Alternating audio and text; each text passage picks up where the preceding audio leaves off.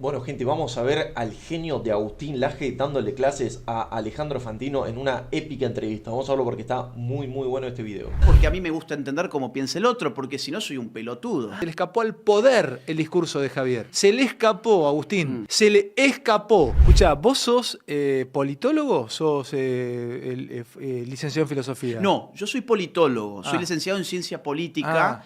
Vos sabés que la ciencia política tiene distintas ramas, muchas. Hay gente que sale de la carrera y está especializada en hacer campañas políticas, otros en comunicación política, otros en estudios de opinión pública, por ejemplo. Y hay otros que somos los más raros que nos dedicamos a la teoría política. Ah. Entonces, dentro de la teoría política, yo me enamoré de la filosofía política. ¿De quién te enamoraste en la filosofía política? Mira, primero de Ayn Rand, Sí. una filósofa rusa-americana, nacionalizada en los Estados Unidos, huyendo de la Unión Soviética. Ese fue mi primer contacto con la filosofía libertaria, dicho en términos muy amplios. Ella diría objetivista, pero no importa, libertaria. Después di un paso más allá y fui a Hayek. Hayek es el filósofo político, filósofo social de la Escuela Austríaca de Economía. Si bien tiene un Nobel en Economía, para mí lo más potente de Hayek y por lo que yo me enamoré de él son por libros como Los Fundamentos de la Libertad. Yo a Javier, a Milei, lo tuve que construir mentalmente. No me entraba en ningún tipo de categoría. O sea, kantianamente hablando, para mí era neuménico. Suspendí mi juicio sobre lo que pensaba que era un hombre de derecha, conservador, aunque tampoco me entraba en esa categoría. Entonces, es interesante, explícamelo vos. ¿Cómo construís vos las categorías políticas? A ver, vos sos quien lleva adelante Faro, etcétera, etcétera. ¿Con qué herramientas filosóficas te manejas, hermano? Mira, Javier Milei es el triunfo de la contrahegemonía. Contrahegemonía. Exactamente. Hay una categoría del pensamiento político muy trabajada por un neomarxista llamado Antonio Gramsci. Sí. Vos recién me preguntabas qué autores me impactaron, especialmente yo te dije primero Rand, después pasé a Hayek, que tiene otra visión distinta, y después empecé a agarrar a los que estaban del otro lado. Es decir, yo no soy una persona de izquierdas. Ah, los agarraste, che. Claro. O sea, fui por para Gramsci. entenderlos. Para entenderlos porque a mí me gusta entender cómo piensa el otro, porque si no soy un pelotudo. O sea, si no yo soy un tipo que está en contra de algo que no ha leído en su vida. ¿Qué te pasó con Gramsci? Yo no tengo ni idea de Gramsci. Fascinación. Yo me he fascinado con Gramsci, me fasciné con Laclau, como le quieran decir, y me fasciné con Foucault. Entiendo que es Ahora un... vamos a llegar a Foucault. Te traje un libro que creo que te gusta y también el pero tuyo, vamos que es al- el de alguno de los míos. Pero dale, entra ahí. Vamos por orden. Entonces, yo agarré a Gramsci porque era la época del kirchnerismo y Carta Abierta reivindicaba en cada oportunidad que podía a Gramsci. Carta Abierta, ¿te acordás? Era Sí, el grupo de Ricardo intelectuales Forster y orgánicos. tanto, sí. Exactamente. Sí, Y su luminaria intelectual, no lo digo con ironía, es un gran intelectual, era Ernesto Laclau. Sí. Y su mujer Chantal Mouffe. Gramscianos hasta la médula, solo que le hacen dar a Gramsci un paso más para deconstruir el objetivismo o el materialismo marxista. Ya si después querés entramos. Dale. Entonces, ¿cómo lo deconstruyen? Lo deconstruyen con una categoría que se llama hegemonía. Para Gramsci, la hegemonía era la capacidad de liderazgo cultural que tenía un grupo dominante o un grupo que resistía la dominación. Cuando vos resistís la dominación, en todo caso estás planteando un desafío contrahegemónico. Es tan interesante, déjame agregarte esto y seguir explicándome, me encanta vos que nos des esta mirada. Pues es que la etimología de la palabra hegemonía, en griego antiguo, viene de hegemón. Y hegemón es el que te conduce en una guerra o el que te conduce en un momento complicado. Por ejemplo, en la guerra del Peloponeso, la Liga de Delos tenía su hegemón y la Liga del Peloponeso, que eran los espartanos, tenían su hegemón. Los atenienses su hegemón y los espartanos su hegemón. Y de ahí viene hegemonía. Mirá qué interesante. Seguí porque me haces pensar, hermano. Mirá, no, es que es muy buena la aclaración que haces porque has introducido un aspecto agonal. Es decir, has introducido la idea de una batalla. La batalla cultural. Hermoso lo que decís, porque el término agonal no lo capta nadie. Los griegos pensaban la política agonalmente. Bueno. No te quiero vencer, sino quiero enriquecer lo que vos decís. Y que me enriquezca. Una de mis palabras favoritas es agonística. ¿Me jodés? Claro. A ver, Claro. entra ahí. Y bueno, a ver, lo agonal es lo conflictual. Hay una concepción de la política que a mí me parece nefasta, que es la política como acuerdo, la política como diálogo. Y la para vos es política, agonística, es para mí agonal. es combate. Mirá, che. Para mí la política es combate, es ruptura. Para mí la política, a ver, si hay un acuerdo es porque hubo un conflicto. Si hay una negociación es porque hubo un conflicto. Entonces, lo que hacen es habitualmente poner el carro por delante del caballo. No me ocultes el conflicto. Esto es muy Foucault también. No me ocultes el conflicto. La política es conflicto. Y en ese sentido hay un jurista alemán, cuestionado por sus vínculos con el nacionalsocialismo, llamado Carl Schmitt, que tiene un gran libro que se llama El concepto de lo político y tiene una visión totalmente agonal de la política, donde la política es un juego entre amigos y enemigos. No sé si fue bien utilizado o no. Enseñame, Agustín, abrime la cabeza con el tema de Carl Schmitt. ¿Es el de la articulación de amigo-enemigo? Exacto. Carl Schmitt dice lo siguiente. ¿Cómo delimitamos el concepto de lo político? Bueno, ¿cómo delimitamos otros conceptos que refieren a dimensiones de la práctica humana? La moral, por ejemplo. La moral la delimitamos entre la diferencia de lo bueno y lo malo. Cuando referimos al campo de la moral decimos acá está lo bueno, acá está lo malo. Eso lo dice Schmitt. Schmitt. Y te pregunto, Sí. ¿espolvoreada la moral en la política por la separación de la moral de la política de Maquiavelo? Sí. ¿Funciona el concepto de lo moral en política?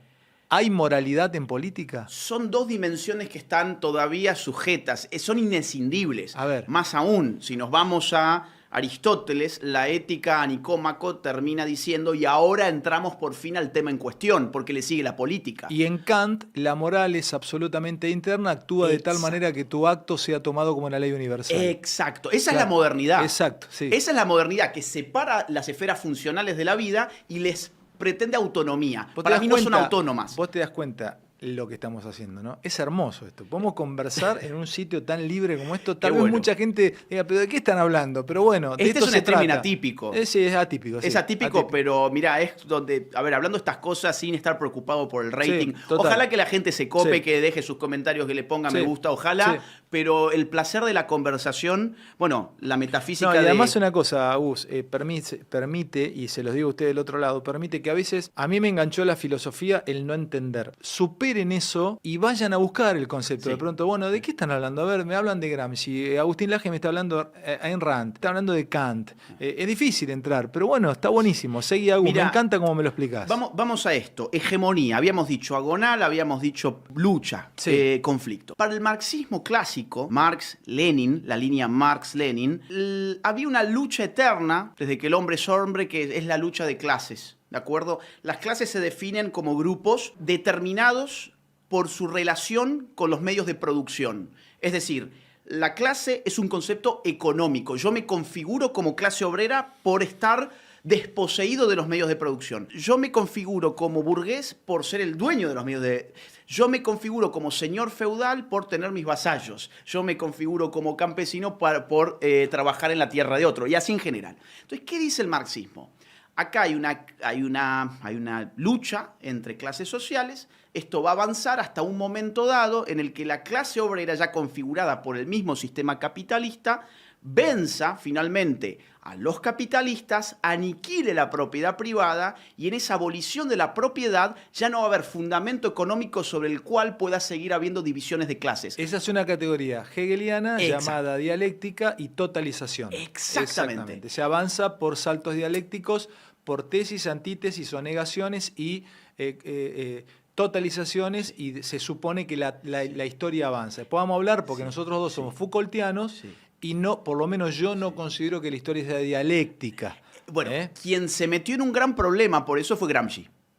Porque Gramsci, después de la Revolución Rusa, dada esta lógica interna a la historia, esta lógica dialéctica... Pero discúlpame, ¿vos creés en la dialéctica histórica?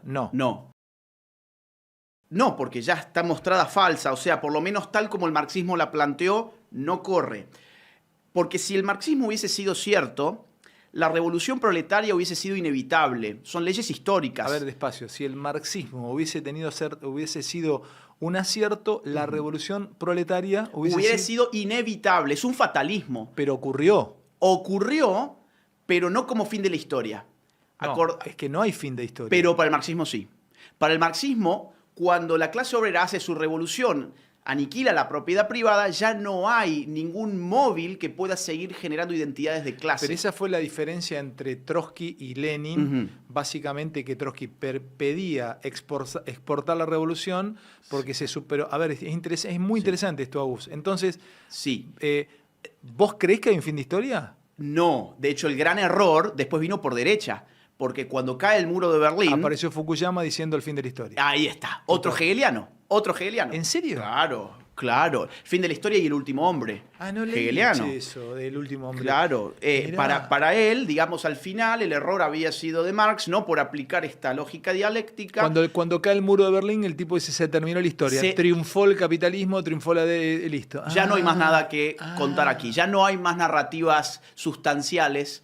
Y bueno, ahí va a venir, aparte, agarrándose también de toda una época de los postmodernos, Lyotard, los microrelatos, los pequeños relatos. Pero bueno, ahora, quiero volver a Gramsci un segundo, pues esto es muy importante. Hermano. ¿Qué pasa? Ese fatalismo, esa idea de que es inevitable la revolución porque el sistema económico se mueve de tal manera que genera contradicciones, que tienen consecuencias políticas que se pueden volver revoluciones, a Gramsci lo entusiasman mucho y dice, bueno, la revolución en Italia va a ser inevitable. Y él era el dirigente del Partido Comunista Italiano. ¿Qué pasa con Gramsci entonces? No llega la revolución obrera, sino que llega el fascismo. Y Gramsci termina preso. Entonces, desde la cárcel, escribe el grueso de su obra y Gramsci se empieza a fijar en la cultura. Algo que el marxismo en general lo tenía como epifenoménico. ¿Qué significa epifenoménico? Que es una derivación secundaria de la realidad material que está dada por el sistema económico. Vos tenés un sistema económico capitalista que te genera una cultura afina a ese sistema y que se prostituye en virtud de mantener ese sistema en el orden que necesita para funcionar. Esta es una visión mecanicista de la cultura. Gramsci la empieza a deconstruir. Gramsci, a través del concepto de hegemonía, empieza a decir, cuidado, acá hay que apuntar a luchas culturales, luchas intelectuales, hay que cuestionar la moral vigente. Es el de los... No sé nada de Gramsci, es el que cita aparatos ideológicos del Estado. Exacto, Althusser. Althusser, claro.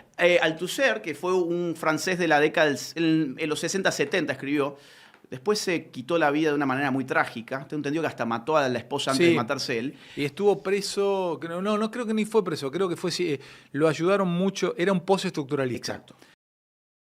Era un postestructuralista muy ayudado por un grupo entre los cuales estaba Michel Foucault, Jacques Lacan, y había Derrida, exacto, se hicieron cargo de él. Althusser mete aparatos ideológicos del Estado y es una novedad porque recupera a Gramsci cuando Gramsci no era un rockstar, ya había muerto evidentemente, Gramsci murió, si mal no recuerdo, en el 38 más o menos.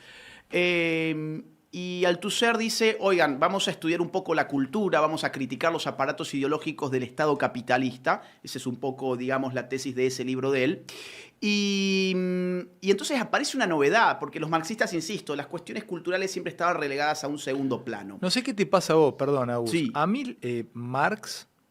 A ver, yo no conozco casi nada de Marx, pero a mí Marx, lo poco que he leído, a mí me parece atrapante, hermano. Y yo no lo leo en clave política, lo leo en clave filosófica. Es interesante, loco. Mira, vos recién mencionabas a Milei y no sabías dónde situarlo. Sí, después te lo voy a intentar explicar. Si querés podemos debatirlo un poquitito, dale. Yo creo que con Marx puede haber pasado algo similar, en el sentido de que Marx fue, por un lado, un pensador. Es decir, es un tipo que creó ideas, produjo, si querés, ideas originales, el marxismo científico, como, digamos, el socialismo científico, mejor dicho, como él le llamaba frente al socialismo utópico. Tráeme un cafecito, ¿pero un café a uno? ¿Estás bien? Tráeme un cafecito más, si se puede. Bueno, dale uno. Sí, dos cafecitos, dale. Entonces, a ver, Marx a mí no me gusta entrar en esas cosas de, bueno, no, Marx, qué horror. Hay que leerlos, yo de Marx debo decir, ¿qué tengo leído de Marx? Manifiesto Comunista, la ideología alemana, la Sagrada Familia, Capital, te soy sincero, no pude entrar. Es difícil, sí. Es jodido. Sí. O sea, y esto también es muy importante, admitir los propios límites. admitir las propias, como vos dijiste recién, mirá, yo voy por esta línea, A conozco mí me de esto. abrió Marx, por ejemplo, yo tengo subrayado hasta el hartazgo los cursos de la dialéctica sobre el amo y el esclavo de Koyev, de Alexander Koyev, que son tomados de la literatura filosófica de Hegel y que también fueron utilizados en algún punto por Marx. Sí. A ver, no hubiera habido Marx sin Hegel. Y a mí, no sé, a mí es muy fragmentaria mi lectura, ¿viste? Entonces, yo te escucho, ahora me acabas de meter el virus en mi mente de Gramsci. No tengo nada de Gramsci. Voy a llegar y me voy a ir a comprar libros de Gramsci, Mirá, porque digo, che, interesante conocerlo. Te lo recomiendo mucho porque fue lo que recuperó el kirchnerismo. Y ese es el punto de esta genealogía muy rápida que estoy haciendo, que atrás de lo que piensa el 99% de la gente hay élites intelectuales. ¿Vos? ¿Todavía es así? Sí. Para mí está roto Sí. eso, che. Para mí, te lo dibujo, mirá, te lo discuto. Por ejemplo, hoy la gente entiende cada vez más que el Estado es una máquina de agresión sistemática, es una máquina que se define por el uso de la coerción. Bien. Atrás de eso, ¿quién está? Bueno, tenés desde Weber hasta Rothbard. ¿Y quién te lo populariza? Un Milley. Recién hablábamos de Marx y decíamos, es atrapante. Claro que es atrapante porque era un gran escritor y era un tipo que estaba capacitado para escribir El Capital, un libro muy difícil, y estaba capacitado para escribir el Manifiesto Comunista, que estaba pensado para repartir en las fábricas. Claro, yo no te entendía. Cuando vos me decís que detrás de este tipo de nuevos pensamientos hay una élite intelectual, es quien lo piensa, pero el tema es quién lo poliniza. Exacto, Claro, exacto. para mí lo poliniza el celular. Esto. Sí. Se polinizó por esto. El pensamiento se polinizó con esto. Dale, seguí. El después te quedo celular, mi pero teoría, ojo sí. también, las universidades, los colegios. No, pero mira, ahí hay un tema, plantémoslo. Que estemos vos y yo charlando en streaming de esto es porque el discurso libertario entró y pregnó y se hizo Sí. un lugar para ingresar a la discusión. Vos no hubieses tenido lugar en un medio de comunicación. No, totalmente, nunca lo tuve. No. Y si no hubiese nacido esto que es streaming, vos no, No. y con Javier llegando, no, estarías dando clases, como das clases en España, como das clases en otros lugares. No tenés lugar, tu discurso no hubiese tenido lugar. Quiero llegar ahí. Si querés, dame el cierre No, de esto y lo charlamos. el cierre Sí. es muy simple. Hubo toda una generación de intelectuales muy vinculados al Estado, o sea, impulsados por el aparato estatal. Esa es una gran diferencia con los intelectuales libertarios que no estamos impulsados por el aparato estatal. Vos decís que el kirchnerismo tenía Claro. un aparato intelectual bancado. por el Bancado, Estado. recontra bancado, usaban los recursos de la gente para Ahí eso. no, yo te voy a decir una cosa con Sí. cariño, con afecto. Sí, Agus. sí. No nos metamos ahí porque yo estoy en contra, por ejemplo, que Paca Paca tenga personajes que expliquen otras teorías. Yo soy de- Eliminémoslo. Sí. Ah, me matás con esto. Eliminémoslo. Ya está. Yo estoy en contra que la gente tenga que financiar cosas que no necesariamente cree. Mírame. Yo estoy de acuerdo con vos. No tiene que salir eso.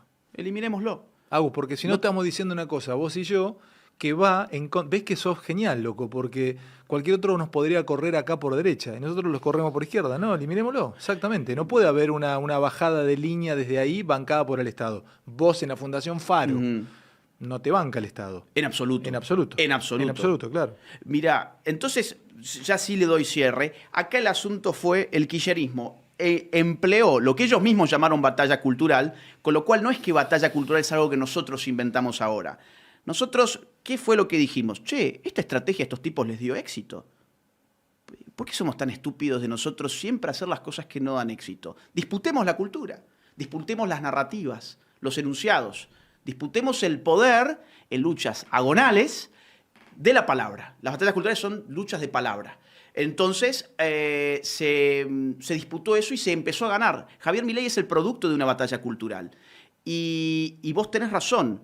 Nada de esto podría estarse diciendo en este momento si no se hubiesen roto barreras de exclusión del discurso. Bueno, ahí nos vamos a meter. En política, Milei no era un sujeto de verdad. Nadie lo podía tener en cuenta, Milei. Por eso me sorprende cómo pregnó el discurso de Javier, cómo rompió el discurso de Javier y cómo se le escapó al poder el discurso de Javier. Se le escapó, Agustín. Se le escapó. Cuando Javier gana le va en las paso que entra a la final, me llama un domingo a mi casa y me dice, loco, no me dan nota a ningún lado. ¿No me puedes invitar a Neura?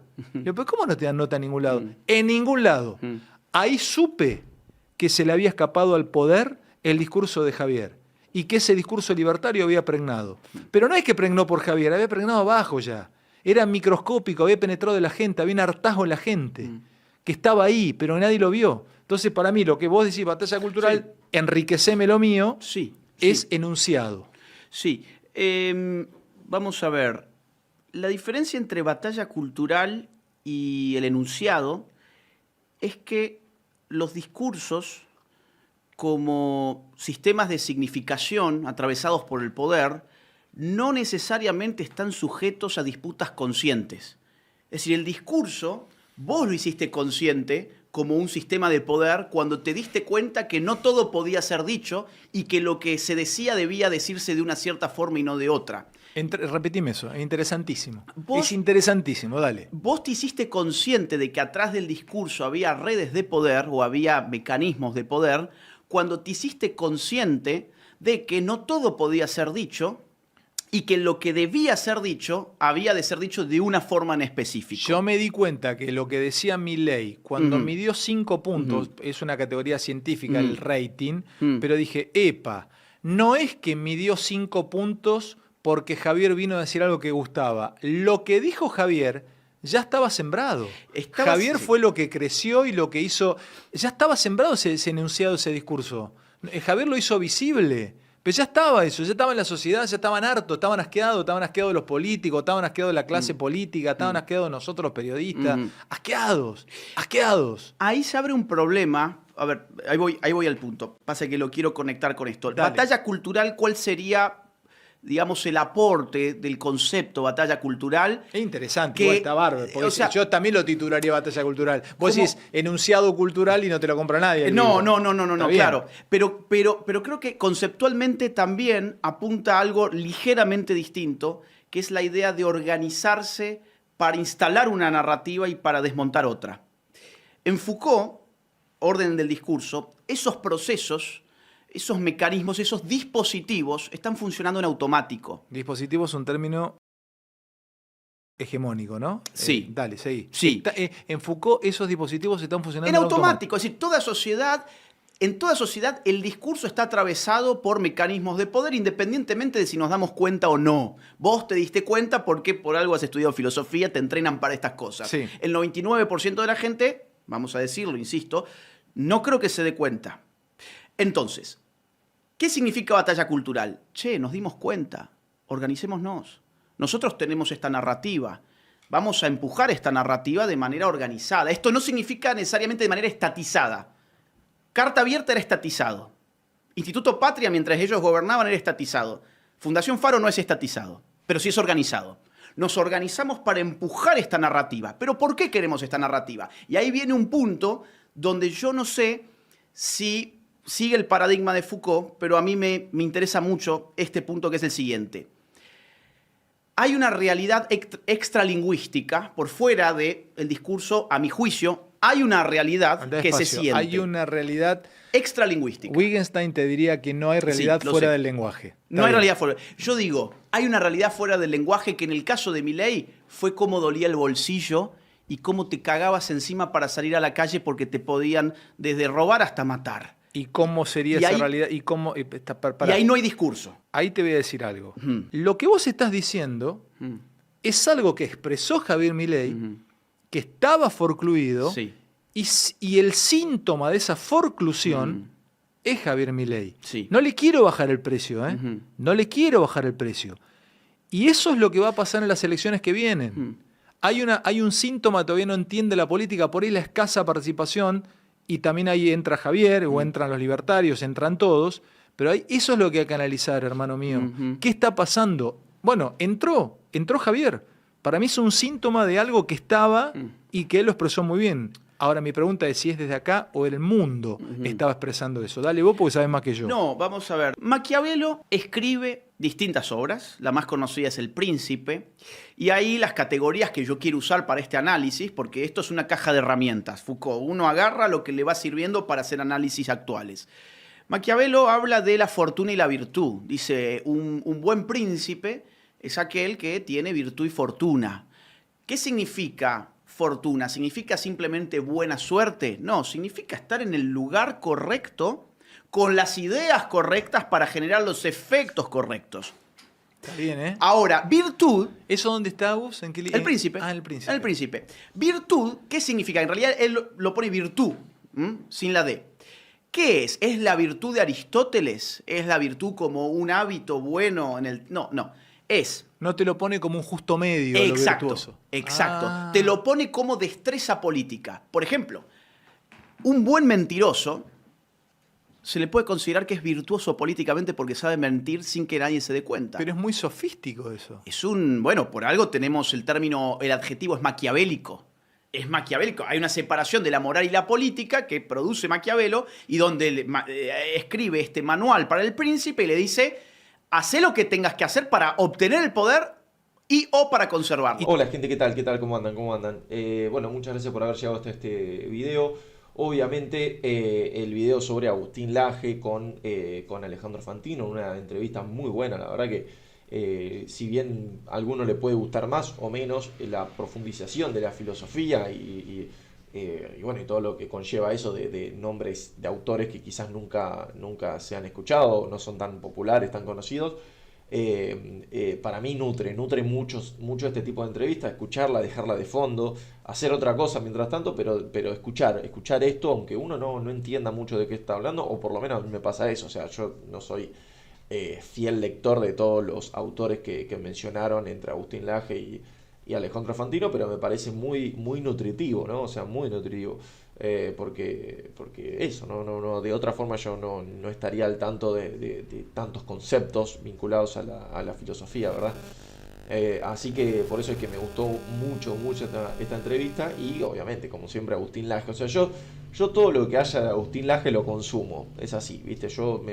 No es que me he propuesto eso, tipo, me lo propongo como una meta, sino que me sale obviamente natural, de todo lo que él habla lo consumo, porque sea un cruce, una entrevista así más tranquila, o cualquier tipo de nota o lo que sea, o exposición que Agustín haga, yo lo consumo porque me parece un genio Agustín Laje, la verdad que me parece un genio, o sea, en el sentido literal de la palabra, un genio, un tipo que está por encima del promedio, ¿no?